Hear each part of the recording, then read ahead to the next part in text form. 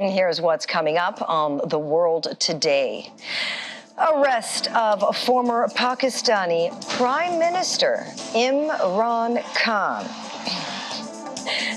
sparks deadly unrest across the country. Confusion and fear looms as U.S. and Mexico brace for border chaos with expiration of Title 42 at midnight. Plus, Interpol on the hunt for clues to identify 22 women murdered across Europe. Hello and welcome to the program. I'm Susan Ilian. Pakistan's Supreme Court has ruled the arrest of former Prime Minister Imran Khan to be illegal and ordered for him to be immediately released. The top court's orders come after Khan's legal team challenged his arrest by the National Accountability Bureau in a corruption case, triggering violent protests across the country and prompting the government to call out the army to help restore order. Khan, Pakistan's most popular political leader, according to polls, was arrested in land fraud case on Tuesday, prompting supporters to storm military buildings and ransack the residence of a top army general in the eastern city of Lahore. However, Murad Saeed, a senior leader of Khan's party, says the manner in which the former prime minister was arrested was abduction and entirely illegal. I'll kill you.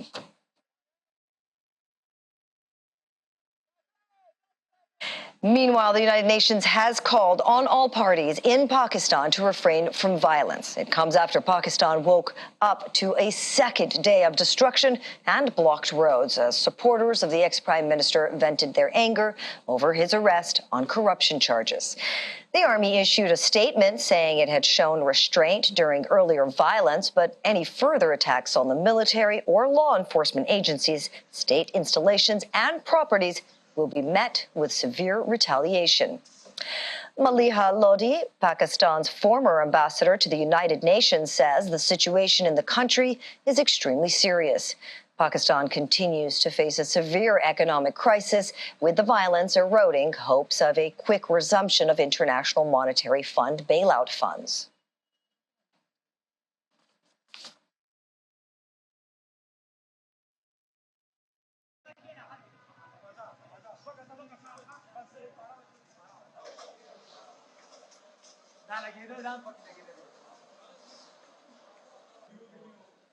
And in the meantime, at least 5 people have died in Pakistan after protesters clashed with police.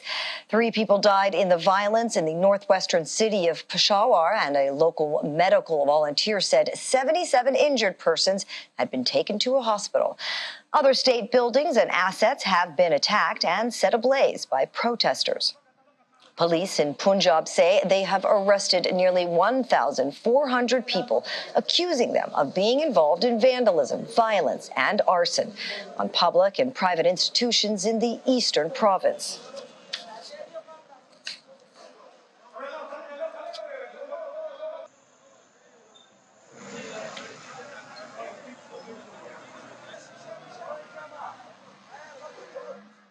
And Voice of America in Islamabad's correspondent Sarah Zaman joins me now for more. Welcome to The World Today, Sarah. Give us an update on the deadly protests across Pakistan. What's really going on? Well, thank you so much for having me. For 2 days, we saw deadly protests in Pakistan in which, as you said, military installations were also attacked, which is very, very rare because in Pakistan, the military is the most powerful institution and criticizing it is rather rare. So this was a big deal. But today we saw relative calm. There were incidents of violence in some parts of Pakistan, but overall, the situation was much more under control and arrests continued. And beyond that, we know that the military had been called in, but it did not have to be deployed. However, in the eastern city of Lahore, army as well as Rangers paramilitary troops did conduct a flag march as a show of force. And former Pakistan Prime Minister Imran Khan was in an Islamabad court yesterday. Are there any developments as regards to his appearance? Yeah, so he was absolutely given a big win, although he was not allowed to go home. He wasn't, sent home.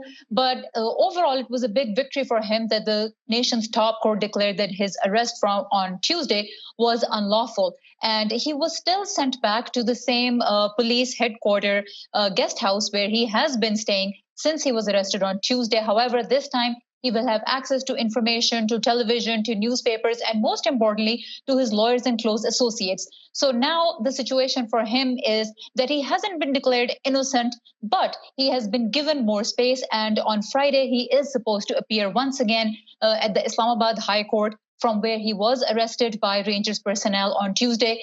And from here on, the federal court is going to carry on the proceedings. And what exactly are the charges surrounding the former prime minister? So it's a complicated case in which money, exchanged hands, and basically the government argues, and the NAB authorities, they argue that the money was supposed to be paid as a fine by the person who was eventually, in fact, allowed to take that money. The money had come from Britain. He was supposed to pay the money to the Supreme Court and put it in the public exchequer. However, he was then given the money. And that money then exchanged hands, and land was bought on it, and a university was built on it, and that the prime minister, he was now the former prime minister, but the prime minister at that time, that him and his wife benefited from that. So the case is rather complex, but overall he was charged with corruption, and one of the justification that the interior minister gave for his dramatic arrest was that he was arrested because he had missed and persistently missed court hearings. And Sarah, has Mr. Khan put out any messages to curtail, really, the protesters by his supporters? To curtail the protests by his supporters, pardon me. Right. Sure. So when Khan was arrested, he was taken to a place from where he could not communicate with his followers. But his party's leadership, after 2 days of violence, did start saying that people should maintain their calm, especially as they sent calls for protest today. They wrote in their protest calls that we want these protests to be peaceful. However, top leadership of Khan's party has been arrested because authorities are saying that they have fomented violence. So therefore, the call from the former prime minister couldn't come because he was not connected with people. And today, when he appeared in the Supreme Court, the court also asked him to let his followers know to maintain peace, to maintain calm, because once again, he's supposed to appear tomorrow in court. And so there is a chance that his protesters, his followers could come out, and we could see some violence even today when he was being taken to the Supreme Court. At one point of time, his supporters tried to stop that convoy. And that's when police in Islamabad, the nation's capital, used tear gas to disperse the protesters and to allow the convoy to get to the Supreme Court. There seems to be quite a bit of deadlock in this situation. Is there anyone who can step in and mediate the parties, if you will? So in Pakistan, the army plays the role of the arbiter because the army is the most powerful institution in the country. However, since Khan had a very public falling out with the military last year, experts say that the military has also been put on a back foot and it has very few options. And also, the former prime minister has been very public about saying that the military has meddled in his affairs, in political affairs, and the military, the former chief of army staff, he blames him directly for his ouster. He also blames an intelligence official of conspiring to kill him. And the military last year, when the previous army chief, General Qamar Javed Bajwa, was finishing his tenure, he made a speech in which he also admitted that the military had indeed meddled in the country's political affairs. And he said that the military has now vowed to be neutral. So the military right now is in a position where it's not coming out in the open because, one, it has said that it's neutral. The other arbiter is the judiciary. The judiciary also recently pushed the Khan's party and the 13-party ruling alliance to sit together and to decide on a date for elections, which has really been at the heart of this deadlock.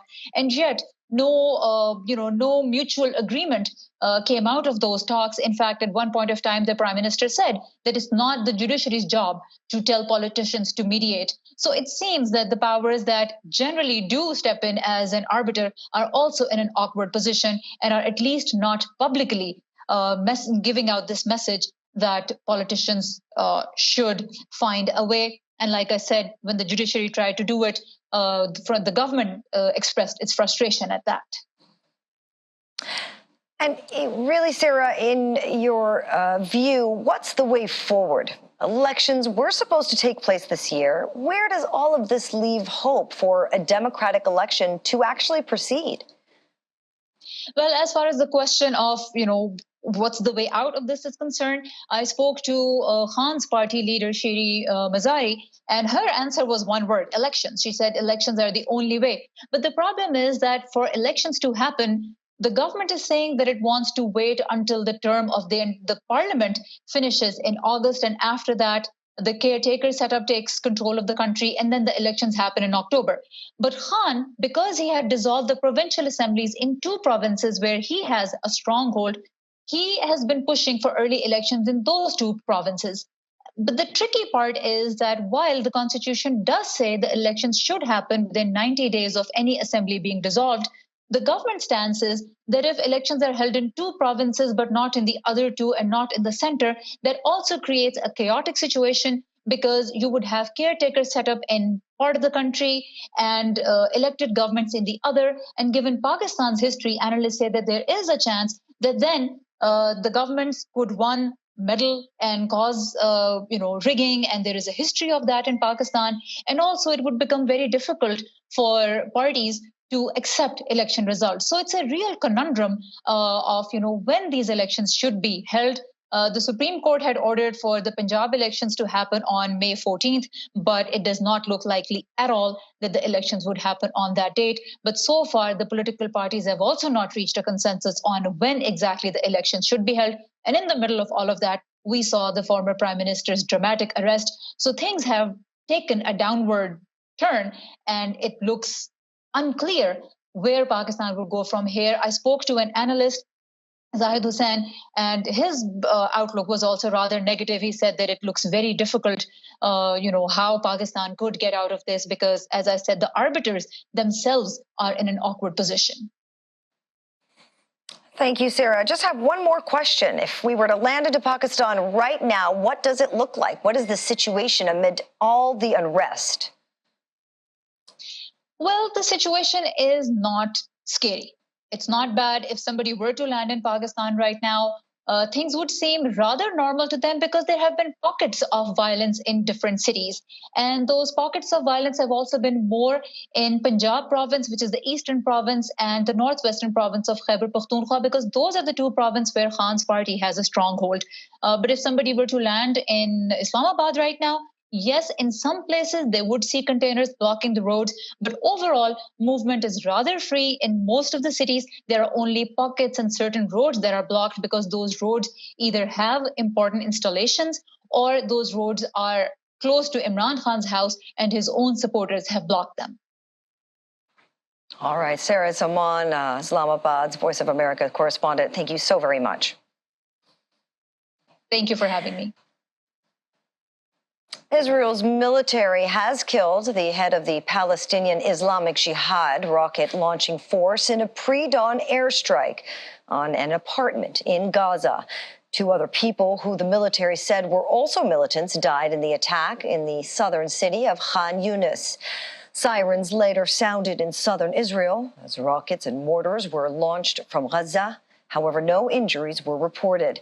According to health officials, at least 25 people have been killed and 76 others injured in Gaza this week when Israel began its operation against Palestinian Islamic Jihad with a series of strikes that killed another 3 of its commanders. At least 10 civilians are also among the dead, which the United Nations has called unacceptable. And the United States is preparing to say goodbye to one set of immigration measures and hello to another. 11:59 p.m. today, Title 42 will officially end, marking more than 3 years of the pandemic-era public health policy impacting immigration and border control.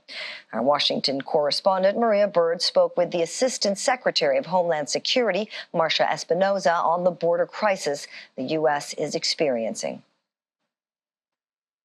Secretary Espinoza, thank you so much for joining us. We know that this is very interesting times here in the United States, specifically as we talk about Title 42 and what's actually happening right now at the border. Can you give us, our audience, a little bit of understanding about what Title 42 is and exactly what is the current status of the border? Title 42 was a public health order that was put in place by the CDC during COVID. And now that is scheduled to lift on May 11th at 11:59. And what that means is we basically, DHS returns to the way that we used to process people arriving at our border before COVID. So it's called Title 8.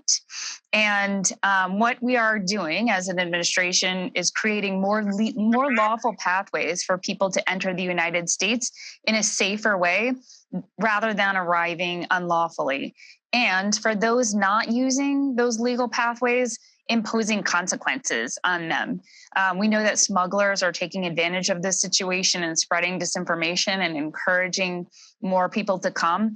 But the reality is the journey is very dangerous, one, but two, most people arriving will not qualify for any forms of relief by the time they get here. So if they're arriving unlawfully, they're put into immigration proceedings, they could be removed from the United States, deported, or they could face a 5-year bar from lawful entry if they don't use those lawful pathways that we have created. So when you talk about the lawful pathways and you talk about reverting to Title 8, what will be the benefit for those trying to enter the U.S. Once we do revert back to that? Well, under the Title 42 public health order, migrants were not given more opportunities to apply for asylum. Going back to Title 8, under Title 42, rather, we just expelled everyone or were able to turn away everyone. And now people can qualify for asylum if they are eligible. But again, it's a very small number that actually qualify for relief under our current laws. So the majority of people arriving that you're seeing now will be turned away.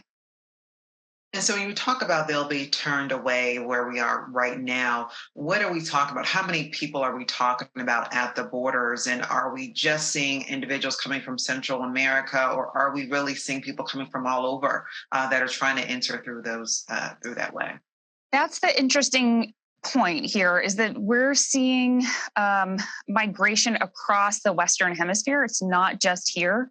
So other countries are experiencing this same phenomena. The difference here is the U.S. immigration laws are very outdated. They're completely broken and haven't been updated since the 90s.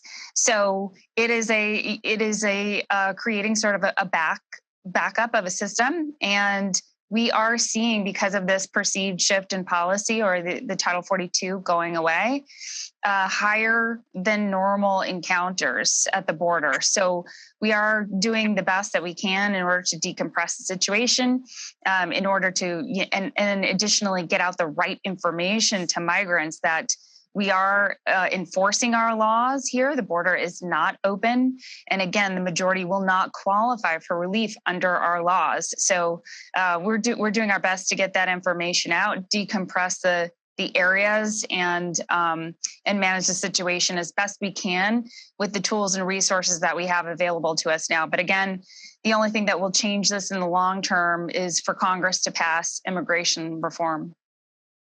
So you mentioned Congress passing immigration reform, and until that does happen, or if that does happen, what is the pressure that is being put on Homeland Security at the border? What is the crises there? Are we seeing any potential state of emergencies? What's kind of the critical piece there?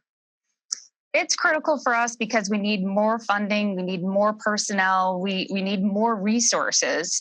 And we've been asking for all of those things for the past 2 years because we knew that this day would come. We've been planning, preparing for this effort, but it does put a strain on not only our resources, but our workforce and the communities that they work in. Well, Secretary, we really appreciate you joining us. We know that this is a very critical time in the U.S., especially as we talk about immigration reform. And we know that there is a call on Congress to address that. So thank you so much again. And we look forward to speaking with you, hopefully, once we get some sort of immigration reform passed. Thank you. Welcome back. Meanwhile, U.S. Secretary of Homeland Security Alejandro Mayorkas has said the border is not open and that illegal entrants will be quickly returned. The U.S. rolled out a new regulation on Wednesday that will deny asylum to most migrants crossing the U.S.-Mexico border illegally. The regulation creates a new presumption that migrants arriving at the border are ineligible for asylum if they passed through other nations without seeking protection elsewhere first, or if they fail to use legal pathways for U.S. entry. At 11:59 p.m. Eastern Time, the Title 42 public health order will terminate. At that point, we will once again process people at our southern border using our immigration enforcement authorities under Title 8 of the United States Code. Our overall approach is to build lawful pathways for people to come to the United States and to impose tougher consequences on those who choose not to use those pathways. We are taking this approach within the constraints of a broken immigration system that Congress has not fixed for more than 2 decades, and without the resources we need, personnel, facilities, transportation, and others that we have requested of Congress and that we were not given. We have seen the effectiveness of our approach. More than 100,000 people from Cuba, Haiti, Nicaragua, and Venezuela have arrived lawfully through the pathway we have made available to them. Let me be clear. The lifting of the Title 42 public health order does not mean our border is open. In fact, it is the contrary. Our use of our immigration enforcement authorities under Title 8 of the United States Code means tougher consequences for people who cross the border illegally. Unlike under Title 42, an individual who is removed under Title 8 is subject to at least a 5-year bar on re-entry into the United States and can face criminal prosecution if they attempt to cross again. U.S. President Joe Biden says it will be chaotic for a while at the shared border with Mexico after Title 42 is lifted. Mr. Biden and Mexican President Andres Manuel Lopez Obrador discussed border security measures as they prepare for a potential migrant wave. The Biden administration and Texas state authorities are sending reinforcements to the U.S.-Mexico border to prepare for a possible increase in immigration when COVID-19 restrictions known as Title 42 end today. The White House said in a statement that both presidents discussed the urgency of reducing crowding in northern Mexico and reaffirmed their commitment to address the root causes of migration from Central America. I spent about close to an hour with the Mexican president today. We're doing all we can. The answer is it remains to be seen. We've gotten overwhelming cooperation from Mexico. We also are in the process of setting up offices in Colombia and other places where someone seeking asylum can go first. But it remains to be seen. It's going to be chaotic for a while. And as an example, as I raised in the meeting, when they said, well, we're going to cut and no spending more money. So what the hell happens? If you cut, you're going to cut people at the border?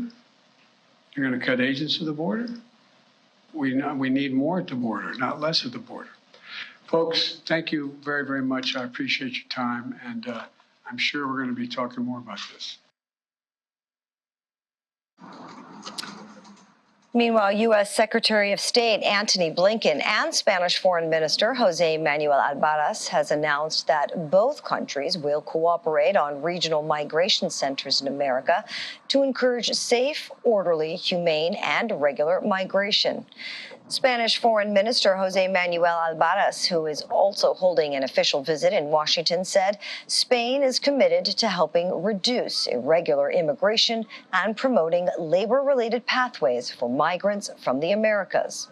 Recently, Canada, Spain, and the U.S. announced they will be partnering to promote regular migration through the creation of regional processing centers in Latin American countries. If eligible, migrants referred by those centers might be accepted into Canada or Spain. We are grateful for Spain's commitment to work with us on these regional processing centers that we're establishing, which will expand access to people in the Americas who seek safe and legal migration options to come to the United States and potentially to Spain. These are centers that give would-be migrants the opportunity to stay in their own countries and to determine whether they have a legal pathway to come to the United States or to Spain, because Spain is participating in this process. And Canada has also indicated its interest in participating. That means that, again, would-be migrants can stay in their own country, go to one of these centers, and find out whether they qualify for a legal pathway, including, as Jose Manuel laid out so clearly, a worker or labor-related pathway. I also thanked Jose Manuel for Madrid's unwavering support and partnership with and for Ukraine as it defends its people and its territory against Russia's brutal war of aggression. Spain's assistance has come in all forms. Robust military aid, including the recent provision of Leopard 2 tanks, air defense systems, ammunition, humanitarian aid, including ambulances specially equipped to tend to the needs of women and girls, and, of course, the generosity of the Spanish people, who've now welcomed more than 173,000 displaced Ukrainians into their communities. The unsolved murders of 22 women across Europe are the subject of an appeal for information launched by global police agency Interpol together with Belgian, German, and Dutch police. Interpol DNA unit coordinator Susan Hitchen said the women were found in Belgium, the Netherlands, or Germany, but might have come from other countries, adding that it's also possible their bodies were transported there to confound investigations. The oldest cold case, the girl in the parking lot, is about a young woman, estimated between 13 and 20 years old, found by hikers in 1976 in the Netherlands and thought by police to have come from Germany. Police estimate she died the same year her body was discovered. Another is about a woman found in Belgium almost 32 years ago. Her body discovered in 1991 in a rainwater well in the town of Holsbeek, some 40 kilometers from Brussels. Identify Me is a public appeal to ask for help to identify 22 females believed to have been murdered. This was the initiative of the Netherlands, Belgium, and German police, and they requested Interpol's assistance due to our global network. The common point between these 22 women is that none of them have a name and that they have likely died due to a violent act. Sadly, missing persons is a growing problem across the world, affecting all regions. And this is due, for example, due to global migration, as well as human trafficking. Sadly, women are disproportionately affected by gender-based violence, such as sexual assault, human trafficking, and domestic abuse. Interpol is making available on its public website extracts from the Interpol Black Notice. And a Black Notice is to provide information to the police in all the different 195 member countries to seek information on unidentified human remains. These extracts would include case information on where the body was found, and also can provide important information on property, as well as physical descriptions.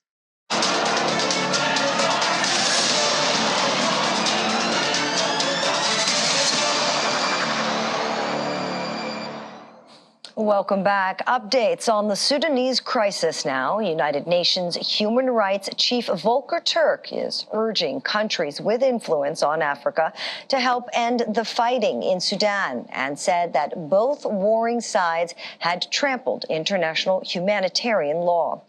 Countries including Britain and the United States condemned abuses by Sudan's warring factions and called for more scrutiny and accountability at an emergency session of the UN Human Rights Council. 4 countries, Britain, the United States, Germany, and Norway, are seeking to pass a motion on Sudan, and a vote is expected later today. The Human Rights Council has called this special session to express its urgent concern for the rights and lives of Sudan's people. I take this opportunity to urge all states with influence in the region to encourage by all possible means the resolution of this crisis. I strongly condemn this wanton violence in which both sides have trampled international humanitarian law, notably the principles of distinction, proportionality, and precaution. We must send a united message of concern and of horror about the increase in human rights violations and abuses since the outbreak of the conflict. We must use our collective influence to break the cycle of impunity in Sudan, which only leads to further violence. There must be accountability for the horrific events taking place.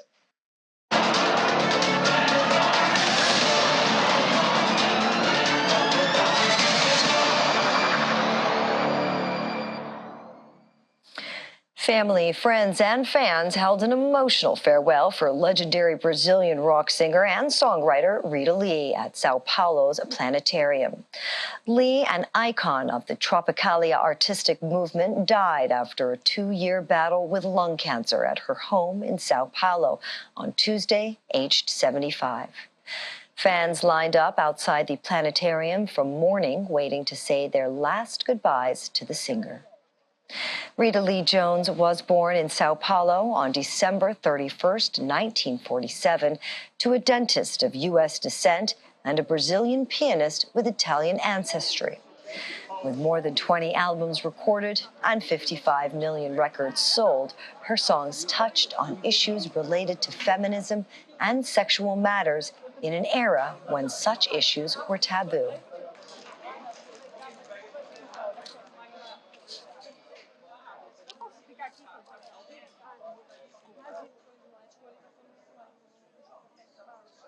And finally, on the program, if you think prom is only for high school students, well, then you're wrong. Because dog lovers and their pooches were gathered together in California, dressed in their best outfits for annual Puppy Prom Parade, which is now in its 9th year. Take a look.